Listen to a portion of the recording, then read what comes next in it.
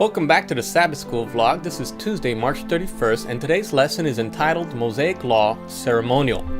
The memory text is found in Romans chapter 2, verse 14. For when Gentiles who do not have the law do instinctively the things of the law, these not having the law are a law to themselves. The law of Moses not only covered civil laws, but also ceremonial laws.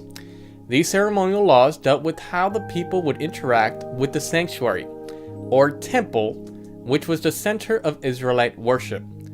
God had a specific purpose for Israel erecting a sanctuary, and he expressed it to Moses in Exodus chapter 25, verse 8.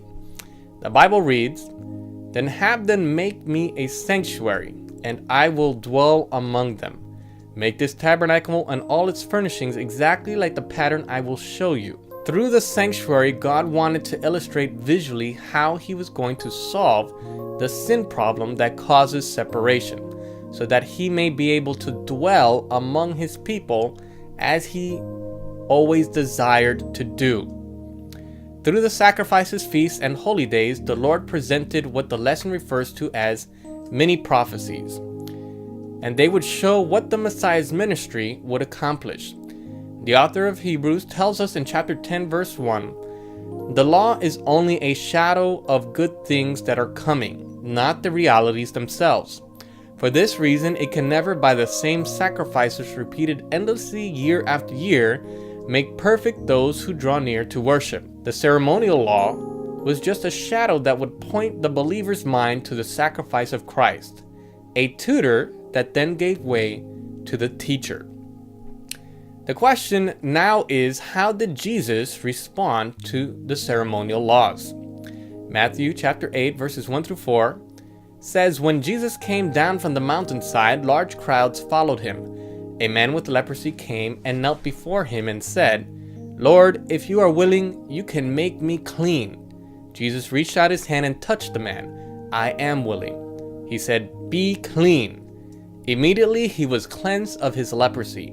Then Jesus said to him, 'See that you don't tell anyone, but go, show yourself to the priest and offer the gift Moses commanded as a testimony to them.'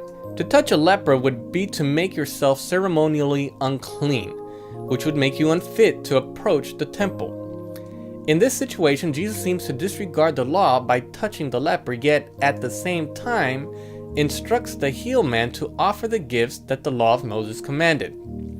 In reality, Christ did not disregard the law.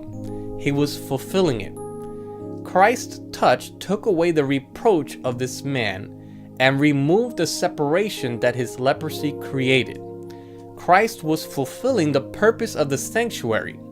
Christ says of himself in Luke chapter 4, verse 18, "The Spirit of the Lord is on me, because he has anointed me to proclaim good news to the poor. He has sent me to proclaim freedom for the prisoners and recovery of sight for the blind, to set the oppressed free, to proclaim the year of the Lord's favor."